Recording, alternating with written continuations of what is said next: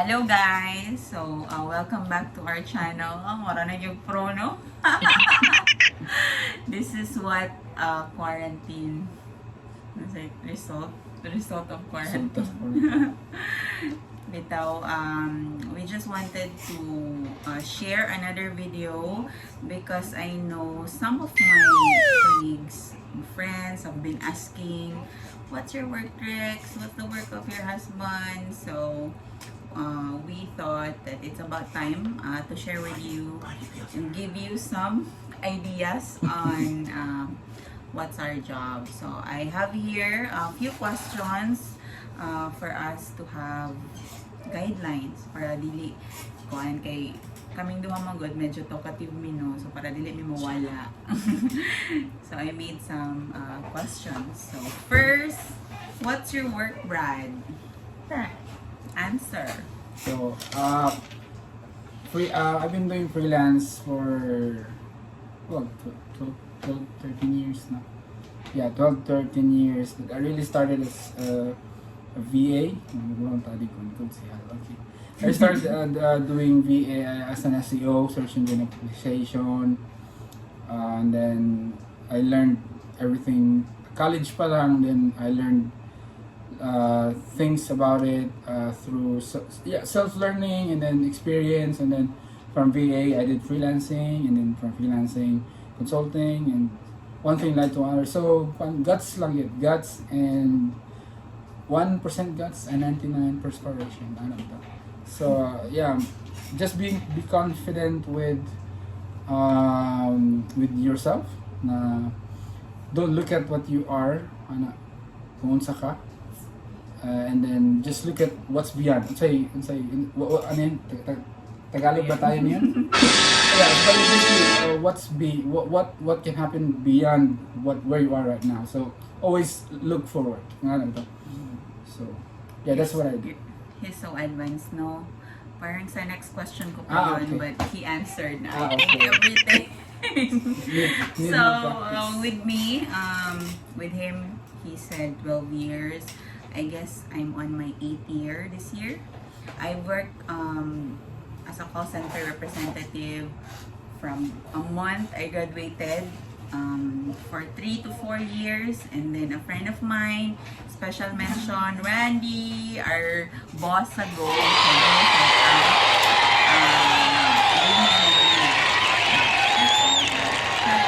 online you can double, triple your salary. So me that time, I was struggling, I was the breadwinner, so that's why I did try, and here I am now. So second question, how it feels like to work online? Feels good. Well, the thing about doing online is you can do it anywhere and at your own pace. Basically at your own pace.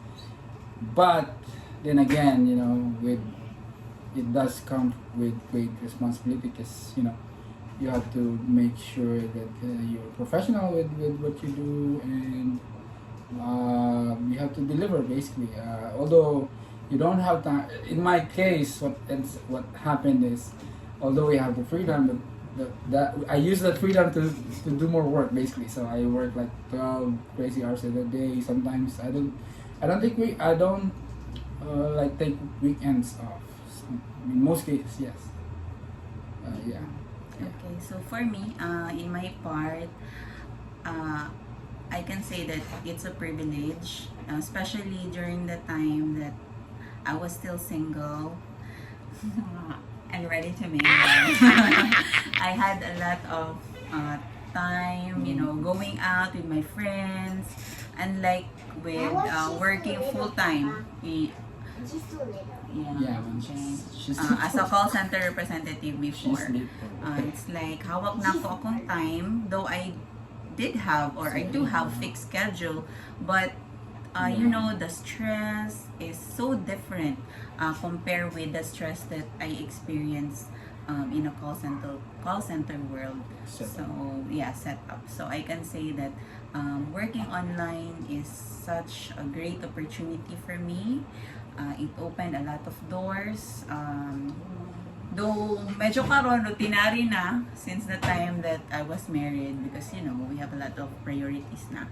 But before I've learned a lot. Unlike sa call center bitaw, di ba, we have to follow a certain script. Yeah. But here online, no, you don't have a script. Yeah. With great power comes great responsibility. Yes. So let's move on to the next question. Okay. How it feels like your husband or your wife also works online. Like in our case ba, how do you feel about it? Well, for me, it's great kasi namomonitor namin everything in the house because we're just inside the house. But we try to keep that like when I basically we have it. I set up a home office. So when I'm working, I'm still not in the house, but I'm in the house, something like that. But I just can like 5 minutes nasa labas na ako to take care of things, whatever.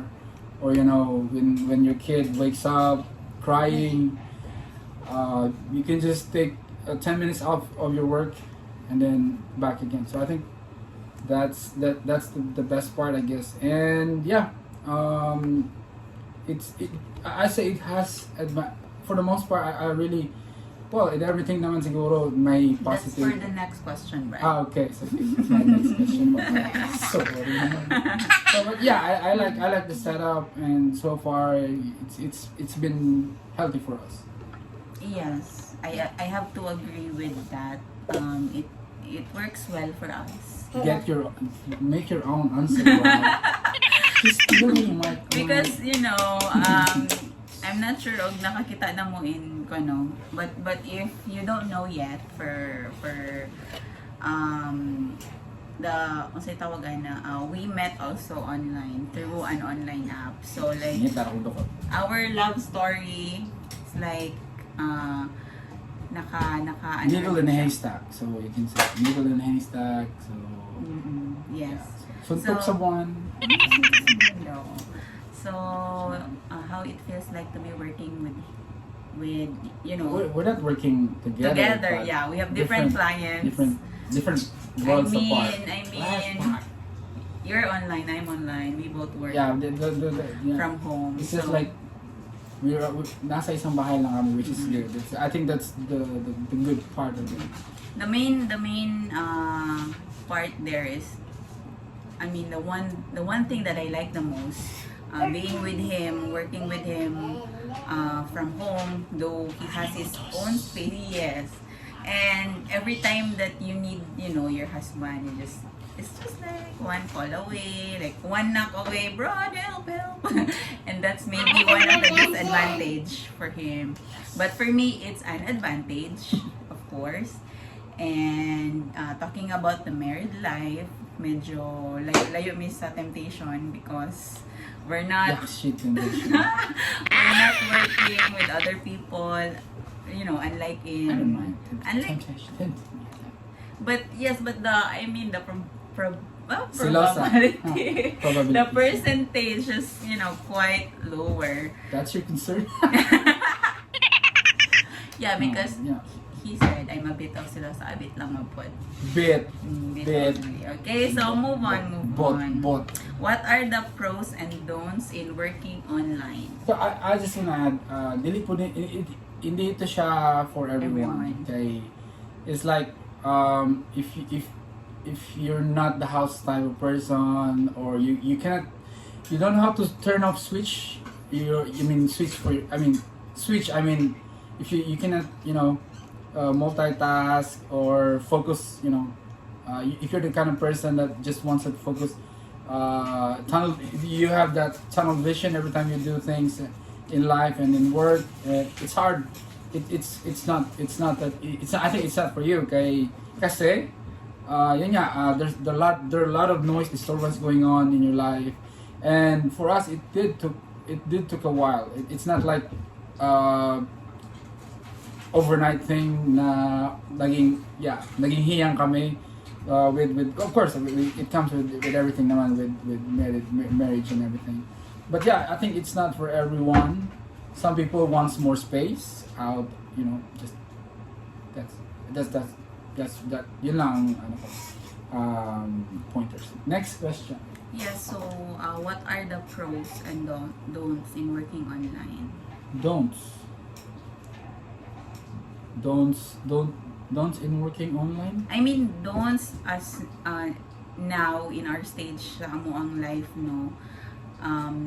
There were times that he was like, ano na, bragging me that, Brad, you know, my work needs a lot of focus. Because Yeah. sometimes I didn't I didn't think It's na more- I'm not a distraction, but I was a distraction in some point because I was just opening the door and then he was like focusing too much. He's Yeah, writing, you still need the he's space. analyzing, and I was like, Brad, or sometimes I just like wanted to talk to him and it was not the best timing, so that's why he complained. So I think there's a tip here. So I told him if it's a yes Her. or no, her.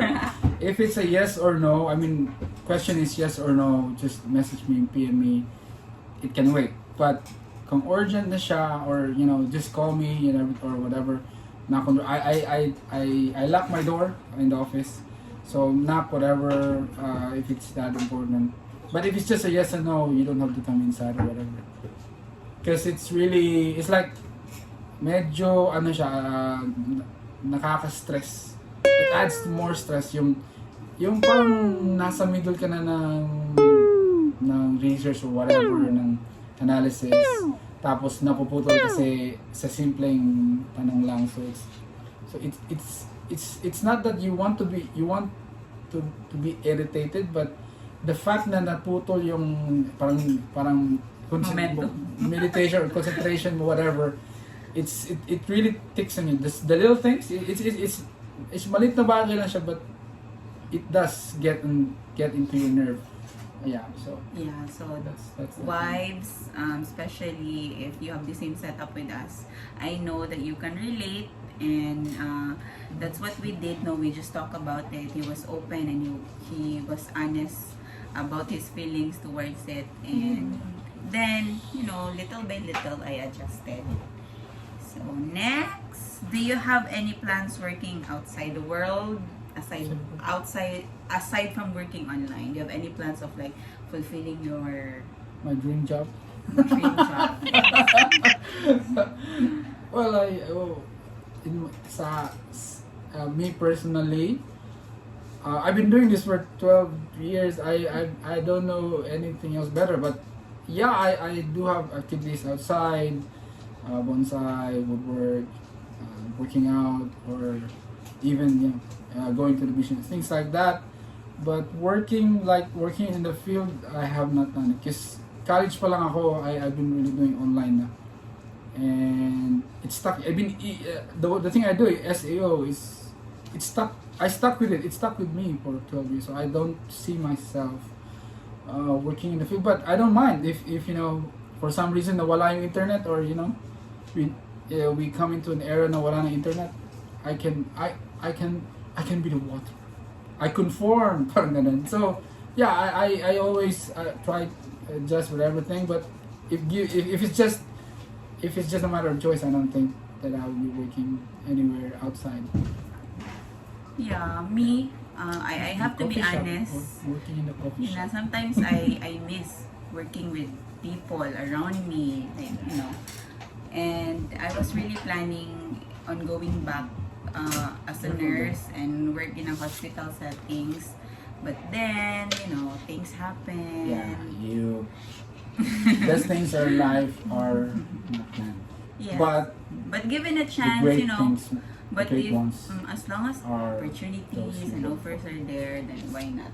But for now, we're happy with what we have, what we are doing, and it's really a blessing, working online. Yeah, it's a blessing, and it's a privilege, and it's a responsibility all together, combined in one magic formula. So whatever. Especially nowadays, since it's pandemic, where Yeah. most of the work is being done online. But still, well, in our case, hindi naman namin ako sa trabaho yung nangyari sa amin with the COVID thing. But still, we're not immune to that. But yeah, it comes to hanap buhay, pangkabuhayan, yeah, we were somewhat exempt, at some point, naging exempted kami kasi We're not yeah. affected We were, like others. yeah, hindi ka, well, we were affected, but in a different way sa amin. So it was somehow, yeah, blessing in disguise somehow. But I'm not saying we parang ano man, how do you say it? Parang I don't say we're blessed or we were special or whatever. It's just so happened na online kami and then pandemic happened, and it was to our advantage at some point. But yeah, it's good to be here, but it's like again, some people think na ay online sila paturo. It's not for everyone, and it's like if you want to work from home, it really you have to pull yourself together. Hindi siya basta na, unless I think if you have the discipline, you're really super smart and everything. I think that's an exception to what I'm saying. But if it's going to be an uphill climb for you, especially like single mom or single parents like that, or meron kayong mga ano, I'm just saying it has its own comforts, but it also has its uphill battles moving, especially if you're starting. I say you have to build your repertoire. I mean, yeah, you have to build yourself. You have to become most importantly sa online, you have to be able to communicate in English. Period. Number one Talaga yan. It's not my requirement. It's what I think advantage kapag marunong kang mag-communicate.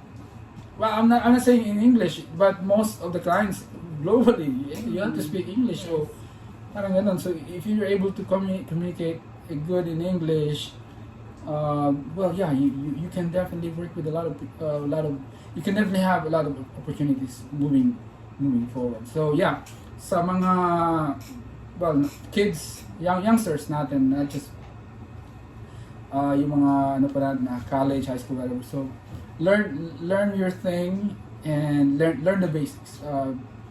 It will really be your foundation moving forward. Kasi I never thought when I started online, I never thought na marunong ako magsulat until I actually did write for this my first client was writing.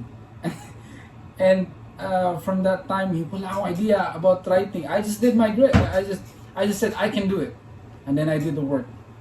So, partly, parang blessing in disguise yung nangyari. But yeah, eventually, yeah. So yun, it really, yung nangyari is, yung foundation ko, high school to college, was there. Although I'm not saying I'm the smartest in the class, bobo tayo and everything.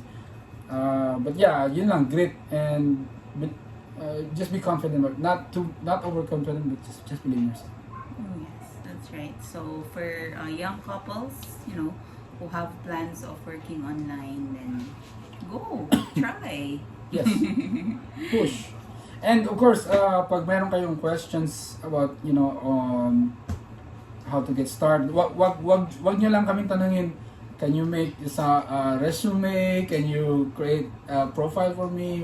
Just ask questions. I'm open to helping or giving you pointers, but spoon feeding is a different story.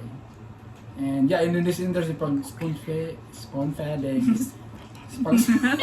pag spoon feeding kasi mahirap. So you won't last.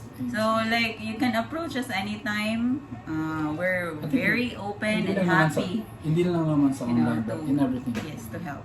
So you have to strive. So for now, that's our main topic for this content. Na-cover ba yung income, whatever? Hindi na kailangan. And that's for another video. Okay? Oh, may part 2 pa pala. Okay, so thank you. Okay. Bye-bye. Moy.